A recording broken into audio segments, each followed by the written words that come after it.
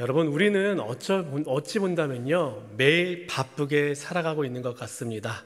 오늘은 어떠셨나요? 바쁘셨죠? 아침부터 저녁까지 일과 공부, 또한 때로는 가족과의 시간, 때로는 교회 봉사까지 쉴 틈 없이 움직이느라 지칠 때가 꽤 많이 있습니다. 또 어르신은 어르신대로 손주 봐주시느라고 너무나 바쁘실 때도 있습니다.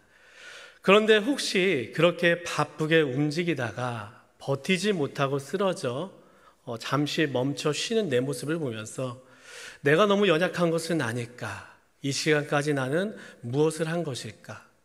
지금 내가 이렇게 멈춰 서는 것 자체가 너무 게으른 것 아니야 하는 마음은 들지 않으셨나요? 하지만 여러분, 괜찮습니다. 예수님도 때때로 멈추어서 쉬실 때가 있으셨습니다. 요한복음 6장을 보면 예수님께서는 길에서 피곤하셔서 잠시 우물가에 앉아 쉬시다가 이 사마리아 여인을 만나셨습니다. 누가복음 5장을 보더라도요, 몰려오는 무리들을 피해 한적한 곳에서 기도하시며 쉼을 누리셨습니다. 마가복음 6장을 보더라도요, 예수님께서는 수고하고 피곤한 제자들을 향해서 너희도 따로 한적한 곳에 가서 잠깐 쉬어라 말씀하셨습니다.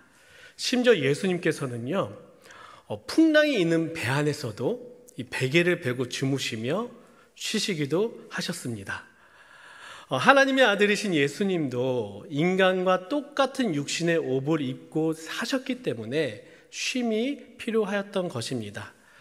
그런데 오늘날 우리는 어떻습니까? 이 쉼이 필요한 것은 다 알고는 있습니다. 그런데 마음 편히 쉬지 못하는 경우가 꽤 많이 있습니다. 누군가가 저 지금 쉬고 있어요, 이렇게 말하면은 듣는 그 사람에게는 저 사람에게 혹시 안 좋은 일이 있어서 그런가 보다 하면서 쉰다는 것 자체가 긍정적으로 받아들이기보다는 부정적으로 받아질 때가 많이 있다는 것입니다. 하지만 여러분, 기억하십시오. 인간에게 쉼은 너무나 중요합니다. 쉬어야 충전할 수 있습니다. 쉬어야 우리는 다시 힘을 낼 수 있습니다. 무엇보다 그리스도인에게 이 쉼은 약함이 아니라 하나님께 의지하고 그 의지하였던 우리의 삶을 회복하는 또 다른 신앙 고백의 시간입니다. 이 시간 말씀을 통하여서 그리스도인으로서 진정한 쉼이 무엇인지 이 시간 함께 나누어 보고자 합니다.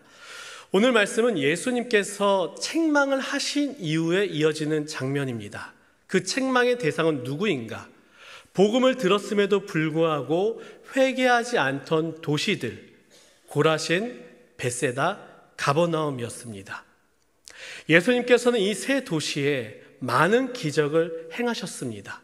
특히 마지막 이 가버나움은 예수님께서 한때 사셨던 곳이며 이곳에서 여러 제자들이 부름을 받았던 예수님 사역의 중심지였습니다. 그런데 그렇게 이 예수님의 기적을 많이 경험한 도심에도 불구하고 예수님의 복음을 들었을 때에 그 복음을 받아들이며 믿는 자가 없는 것입니다. 이 예수님께서는 안타까움 가운데 복음을 거부하고 여전히 회개하지 않으며 변화하지 않은 이 도신들을 향하여서 심판을 선포하십니다. 여러분, 예수님께서도 이 도시의 많은 사람들에게 복음을 전하시며 얼마나 많은 기대를 하셨을까요? 그 기대가 있었기 때문에 특별히 이 도시 가운데 많은 기적을 베푸셨던 것입니다. 하지만 그들은 끝내 예수님을 거절했습니다. 그 이후에 하시는 예수님의 말씀이 오늘 본문 말씀입니다. 본문 25절부터 27절까지의 말씀 우리가 화면을 보고 함께 읽어보도록 하겠습니다. 그때 예수께서 대답하여 이르시되 천지 주제이신 아버지여, 이것을 지혜롭고 슬기 있는 자들에게는 숨기시고 어린아이들에게는 나타내심을 감사하나이다. 옳소이다. 이렇게 된 것이 아버지의 뜻이니이다. 내 아버지께서 모든 것을 내게 주셨으니 아버지 외에는 아들을 아는 자가 없고 아들과 또 아들의 소원대로 계시를 받는 자 외에는 아버지를 아는 자가 없느니라. 아멘. 우리가 읽은 이 말씀은 인간의 한계를 인정하는 고백의 말씀입니다. 우리 힘으로는 하나님을 알 수 없고 하나님께서 인간에게 계시해 주어야지만 우리가 하나님을 알 수 있다는 것입니다. 즉 인간의 지혜와 인간의 능력은요 결코 하나님을 알 수 없고 구원받을 수 없다는 것입니다. 인간의 입장에서 이 말씀을 들으면 얼마나 실망으로 여겨지는 진실입니까? 인간인 우리에게 정말 보잘것없는 능력이 있다는 것을 인정하는 이런 실망의 말씀이기도 합니다. 그 말씀의 진실을 예수님께서는 하신 것입니다. 하지만 인간의 연약함 때문에 스스로 아무것도 할 수 없고 이 어두운 상황 가운데 예수님께서는요 이어서 한 줄기 빛이 되는 위로의 말씀을 전해주십니다. 11장 28절 말씀인데요, 이해를 돕기 위해 공동 번역본으로 함께 읽겠습니다. 고생하며 무거운 짐을 지고 허덕이는 사람은 다 나에게로 오라. 내가 편히 쉬게 하리라. 아멘. 여러분, 세상은요 능력이 없는 사람을 반기지 않습니다. 회사에 취업할 때도 이 사람이 어떤 능력을 갖추고 있는지 판단을 합니다. 세상은 가진 것, 잘난 것, 보여줄 것이 있어야 환영을 하지만 우리 예수님은 무엇이라고 말씀하십니까? 우리 있는 모습 그대로 우리를 받아주십니다. 우리가 능력이 없어도 심지어 외모도 안 되고 아무런 가진 것이 없어도 예수님께서는 우리를 향해 내게로 오라, 내가 너희를 쉬게 하리라 말씀하십니다. 저는 이 구절을 보면서 이 청소년 시절 이런 생각을 해본 적이 있습니다. 어찌 보면은 인간의 좀 욕심 많고 간사한 생각인데요, 예수님께서 내게 오라, 내가 너희를 쉬게 하리라 말씀하셨잖아요. 이것보다는 차라리 내가 있는 곳에 예수님께서 와주시면은 조금 더 편할 수 있을 것 같은데, 이런 생각을 청소년 때 잠깐 했었습니다. 그때는 예수님을 잘 몰랐기 때문에 그렇게 제가 편한 대로 예수님을 생각했던 것 같습니다. 하지만 생각해보면 여러분, 예수님은 이미 먼저 인간에게 오셨습니다. 전능하신 하나님께서 지쳐 쓰러져가는 인간들을 구원하시기 위해 스스로 전능하지 못한 인간의 몸을 입으셔서 이 땅에 오셨습니다. 그분이 누구십니까? 우리 예수님이십니다. 인간인 우리를 구원할 의무가 전혀 없으신 하나님께서 인간을 너무나 사랑하셔서 그 인간을 위하여 인간의 현실 속으로 스스로 내려오신 분이 바로 이 예수님이십니다. 하나님께서 먼저 인간에게 다가오신 것입니다. 하지만 인간은 어땠습니까? 저도 그랬고요. 먼저 다가오신 예수님을 인간은 알아보지 못했습니다. 자신을 알아보지 못하는 인간들을 보면서 예수님은 억지로 왜 나를 보지 못하냐 이렇게 강요하지 않으셨습니다. 인간 옆에 서서 스스로 삶의 문을 열 때까지 우리 예수님은 기다리셨습니다. 즉 오늘 본문 28절이 말하는 내게 오라란 말은 이런 의미가 있습니다. 이제 너의 선택이 필요하단다. 이제는 너의 믿음의 고백이 필요하단다. 예수님을 향한 사랑의 고백이 지금 필요하단다. 그 고백이 스스로 일어날 때까지 나는 문 밖에서 기다리겠다. 이런 의미를 가진 이 문장이 바로 내게로 오라입니다. 우리를 향한 주님의 초대입니다. 쉽게 표현해 볼까요? 마치 사랑하는 남녀가 한쪽이 사랑해 말하면 한쪽은 뭐라고 말해야 될까요? 연애를 해보신 지 너무 오래되셨죠?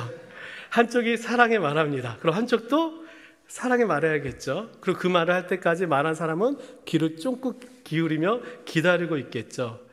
예수님께서 인간인 우리에게 먼저 너를 사랑한다 말씀하시며 이제는 우리의 고백을 듣기 위해서 오늘도 지금 우리 옆에 서서 기다리신다는 것입니다. 여러분, 예수님께서 먼저 우리를 사랑한다 말씀하셨습니다. 이제는 우리 차례입니다. 우리의 입술로 예수님께 사랑한다 말해야 됩니다. 함께 고백해 볼까요? 주님, 사랑합니다. 붙여서 해볼까요? 시작. 주님, 사랑합니다. 우리가 한 이 입술의 고백이 오늘 이 시간 우리의 진정한 삶과 마음의 고백이 되길 간절히 바랍니다. 우리가 예수님의 사랑에 이렇게 응답하며 나아갈 때에, 주님과 나와의 관계가 회복할 때에 주님께서는 우리에게 참된 쉼을 주신다고 말씀하십니다. 그렇다면 여러분, 우리가 생각하는, 내가 생각하는 쉼은 무엇입니까? 2023년 문화체육관광부와 통계청이 발표한 이 설문조사의 결과에 따르면요, 이 한국 사람들이 가장 선호하는 쉼의 방법이 무엇이냐? 1위는 휴식입니다. 아무것도 안 하고 그냥 있는 휴식이 가장 좋은 쉼의 방법이라 많은 사람이 대답했습니다. 그 다음으로 무엇이 있느냐? 스포츠 활동, 관광 활동, 문화예술 관람, 이런 것들이 바로 일반적인 사람들이 생각하는 쉼의 모습이었습니다. 그렇다면 내가 너희를 쉬게 하리라 말씀하신 이 예수님께서 우리에게 주실 그 쉼은 과연 무엇일까요? 그 답이 오늘 본문 29절에 있습니다. 이것이 바로 예수님께서 우리에게 주시는 쉼입니다. 29절 말씀 함께 읽도록 하겠습니다. 나는 마음이 온유하고 겸손하니 나의 멍에를 메고 내게 배우라. 그리하면 너의 마음이 쉼을 얻으리니. 아멘. 예수님께서 주시는 쉼은요, 일반적인 인간이 생각하는 쉼과는 좀 다른 것 같습니다. 예수님께서 말씀하시는 쉼은 무엇이냐? 각자 가지고 있는 무거운 짐들 있잖아요. 이 멍에를 벗어버리는 것이 아니라 이거는 그냥 둬버리고 내가 예수님과 함께 멍에를 메는 삶, 이것이 바로 쉼이라 말합니다. 이스라엘도 그렇고 우리나라도 그렇고 이 농경 문화에는 멍에의 문화가 있습니다. 멍에는 무엇이냐? 일반적으로 소 2마리를 함께 이렇게 세워놓고 함께 멍에를 매게 하고 밭을 갈게 하는 것입니다. 소 2마리의 멍에를 씌울 때에 참 신기하게 하나의 법칙이 있는데요, 그 가운데 한 마리는요, 경험이 많은 늙은 소를 멍에를 씌우고 옆에는 어떤 소를 씌우냐? 어린 소를 씌운다고 합니다. 그러면 두 소가 함께 가면서 늙은 소가 이 방향과 속도를 이끌고 어린 소는 함께 걸어가면서 자연스럽게 이 밭을 가는 방법을 배우게 된다는 것입니다. 여러분, 예수님께서 말씀하신 쉼이란 예수님과 함께 멍에를 메는 삶입니다. 예수님께서 주도적으로 우리의 삶을 이끌어 주시며 우리는 그분과 함께 이 멍에를 메고 배워가는 삶, 예수님과 함께 발걸음을 맞춰가면서 하나둘 예수님과 걸어가는 삶, 이것이 바로 예수님께서 우리에게 주신다는 그 쉼입니다. 제가 이렇게 말씀드리니까 아무도 기뻐하지 않아요. 물론 때로는요, 여러분, 이 예수님과 함께 멍에를 맨다는 이 삶이 굉장히 어렵고 부담되게 느껴질 때가 있습니다. 신앙생활 하면서 여러 책임이 오늘 우리의 어깨를 무겁게 짓누를 수도 있습니다. 이런 거죠. 예배를 열심히 드려야 한다는 그 책임, 직분자로서 섬김을 누구보다 더 뛰어나게 잘 감당해야 한다는 이 책임, 내가 교역자이기 때문에 그 누구보다 사랑을 많이 베풀어야 한다는 그 책임, 내가 성도이기 때문에 가정에서나 내가 만나게 되는 직장의 그 누군가에게 모범적으로 선한 모습으로 보여야 된다는 그 책임이 오늘 우리를 억누를 수가 있고 때로는 우리에게 부담처럼 다가올 때가 있다는 것입니다. 그런데 여러분, 예수님과 함께 멍에를 진다는 것은 내가 그동안 지고 있던, 내가 무겁게 느껴졌던 그 멍에를 잠시 내려놓고 이제는 예수님과 함께 그 멍에를 함께 진다는 것을 의미합니다. 복음서 시대 율법주의자들은요, 스스로 자기의 멍에를 졌습니다. 그리고 자기의 능력으로 구원을 얻으려고 했습니다. 그러다 보니 그들이 지고 있던 그 멍에가 너무 무거웠습니다. 그들은 율법을 스스로 꼭 지켜야지만 구원을 받는 줄 알았습니다. 그것뿐만 아니라 수많은 전통, 수많은 몇백 가지의 전통이 적혀있는 토라 내용을 빠짐없이 다 지켜야지만 나의 신앙이 좋은 것이라 생각했습니다. 많은 절기, 수많은 예배 빠지지 않고 잘 지켜야지만 신앙이 좋은 것이라 생각했습니다. 이처럼 율법주의자들은 스스로 수많은 전통과 지켜야 할 것들을 만들어서 그것을 지켜야지만 신앙에 좋다는 것으로 판단했던 것입니다. 더 나아가 만약 그것을 지키지 못하는 그 누군가가 있다면 그 사람을 정죄하면서 때로는 공동체에 그 사람을 못 들어오게 배척까지 했다는 것입니다. 여러분, 예수님과 함께 멍해지는 삶은 그런 무거운 삶이 아닙니다. 우리 힘으로 예배를 드리고 우리 힘으로 직분의 사명을 감당하고 우리 힘으로 사람들에게 모범적으로 좋게 보이려고 하는 노력은 우리를 가볍게 하지 못합니다. 날마다 우리의 삶을 무겁게 억누릅니다. 신앙은 내 힘으로 무엇인가 해내어서 인정받는 것이 아닙니다. 내 이름이 아닌 예수 그리스도로 멍에를 치는 것, 이것이 바로 신앙입니다.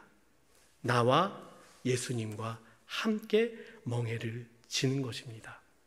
그런데 내 어깨보다 이 예수님의 어깨가 훨씬 큽니다.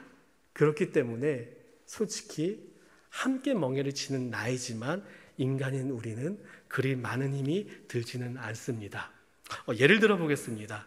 제 둘째 아들이 어느덧 맨 처음 여기 왔을 때 한 5살, 4살이었던 것 같아요. 근데 이제는 초등학교 4학년이 되었습니다. 이제는 제법 자신이 힘이 센 것처럼 생각을 합니다. 그래서 샤워만 하고 나오면은 자신의 배를 저한테 보면서 이소룡 같지 않아 하면서 저의 쿵푸 팬더 같은 배를 보면서 자신이 더 힘이 세다고 말합니다. 아빠 배는 그냥 푹신푹신할 뿐이야, 이렇게 말합니다. 그러다 보니 자신이 가지고 있던 이 강력한 힘으로 아빠와 엄마를 자꾸 도와주려고 합니다.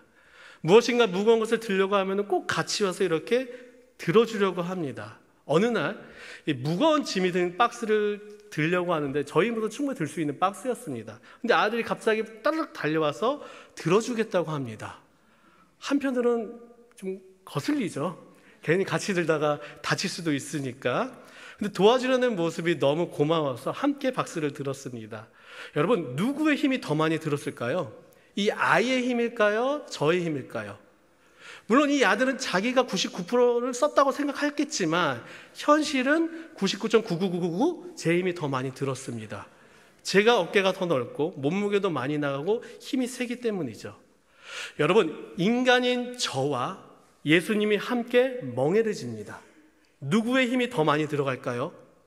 99.9999. 아니, 어쩌면요, 저는 그저 드는 신용만 할 뿐 그 멍에는 100% 예수님께서 들어주십니다. 믿으십니까? 그래도 감사한 것은 무엇이냐? 주님께서 멍에를 다 지셨음에도 불구하고 야, 너 왜 멍에를 드는 신용만 하니? 함께 져야지. 이렇게 혼내지 않으신다는 것입니다. 도리어 아무 힘을 쓰지 않는 우리에게 멍에를 함께 진 것으로 인정하시고 예수님과 함께 같은 길을 걸었음을 인정해 주시고 그 인정함으로 오늘 우리에게 구원을 주신다는 것입니다. 인간인 우리가 이러한 주님의 사랑과 배려를 알게 되고 믿게 되고 느끼게 되고 더 성숙해지니 나보다 더 많은 힘으로 멍에를 지신 그 하나님을 향해 감사함이 나오게 되고 사랑이 더 깊어지게 되는 것입니다. 그리고 이러한 감사와 사랑의 표현으로 이전에는 주일 예배만 드렸다면은 이제는 주일 오후 예배도 드려볼까, 이제는 수요 예배도 나와볼까, 이런 시도를 해보게 되는 것입니다. 이러한 감사와 사랑의 표현으로 성가대도 한번 해볼까, 교사도 한번 섬겨볼까, 이런 마음으로 섬기다 보니 내 삶이 전혀 피곤치가 않습니다. 도리어 그 섬김 가운데 기쁨과 감사가 넘치게 된다는 것입니다. 그래서 예수님께서는 당시 제자들과 그리고 오늘 이 시간 우리에게 이렇게 말씀하십니다. 본문 30절 말씀 함께 읽어보도록 하겠습니다. 이는 내 멍에는 쉽고 내 짐은 가벼움이니라 하시니라. 아멘. 여러분, 지금 내가 지고 있는 멍에의 무게가 가볍게 느껴지십니까? 아니면 너무 무겁게 느껴지십니까? 주님과 함께 멍에를 매면은 그 짐은 가볍습니다. 왜냐하면 대부분의 무게를 주님께서 감당해 주시기 때문입니다. 하지만 내 힘으로 지면은 이 내 삶의 멍에가 너무나 무겁습니다. 지금 내 삶의 멍에의 무게는 가볍습니까? 아니면 무겁습니까? 이것이 바로 오늘 본문을 통해 주님께서 말씀하여 주시는 쉼의 본질입니다. 주님과 함께 동행하며 부담은 내려놓고 감사와 사랑으로 순종하는 삶을 살아가는 것, 그 안에 바로 오늘 우리가 누릴 참된 쉼이 있다는 것입니다. 오늘 말씀의 결론입니다. 예수님께서는 피곤한 우리에게 쉼을 주기 원하십니다. 오늘 성경이 말하는 쉼은 피곤한 우리를 위해 예수님께서 준비해 주신 선물입니다. 세상에는 두 종류의 사람이 있습니다. 세상의 나라를 위해 자신의 힘으로 살아가는 사람들이 있습니다. 또 다른 사람들이 있죠. 하나님의 나라를 위해 하나님의 뜻을 따라 살아가는 사람입니다.